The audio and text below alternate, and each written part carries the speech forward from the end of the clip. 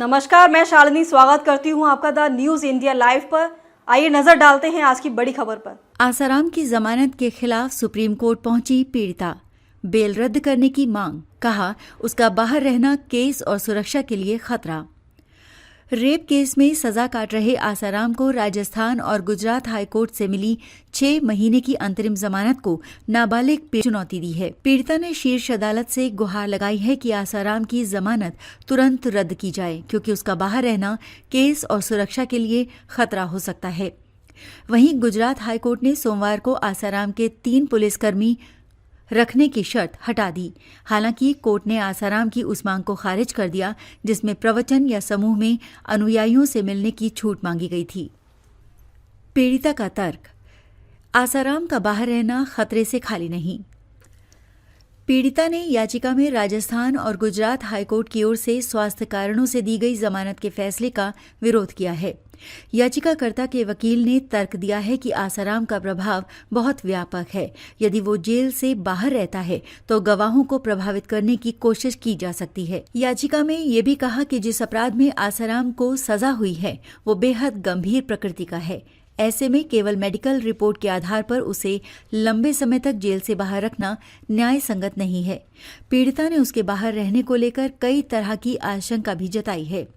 आसाराम के कभी बाड़मेर, कभी अहमदाबाद घूमने का दावा। पीड़िता के वकील का कहना है कि आसाराम अंतरिम जमानत मिलने के बाद से ही एक से दूसरे शहर में घूम रहा है। अंतरिम जमानत के बाद कुछ दिन वो जोधपुर आश्रम में रहा तो पिछले दिनों से वो बाड़मेर में था। अब अहमदाबाद पहुंच चुका है।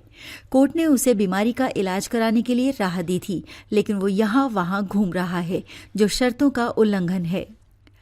राजस्थान और गुजरात हाईकोर्ट से मिली थी राहत।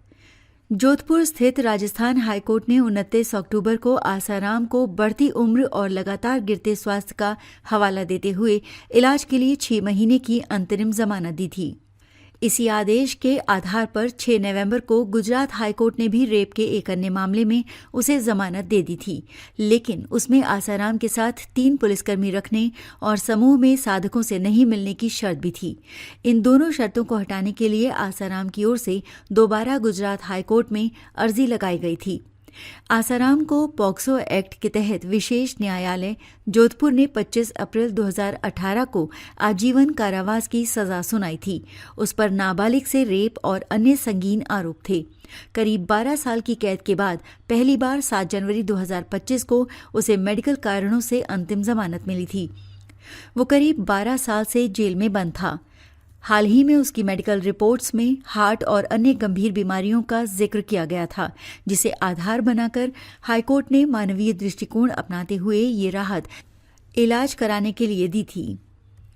जोधपुर में सजा स्थगन पर होने वाली सुनवाई टली। जोधपुर में राजस्थान हाईकोर्ट में सोमवार को आसाराम की ओर से दायर सजा स्थगन अथवा जमानत से जुड़ी अर्जी पर सुनवाई निर्धारित थी। ये सुनवाई पहले से चल रही उम्र कैद की सजा को रोके रखने और अंतरिम राहत बढ़ाने से जुड़ी याचिका के सिलसिले में सूचीबद्ध थी। एक जज के अवकाश पर होने के बाद गठित दूसरी बेंच ने सुनवाई टाल दी।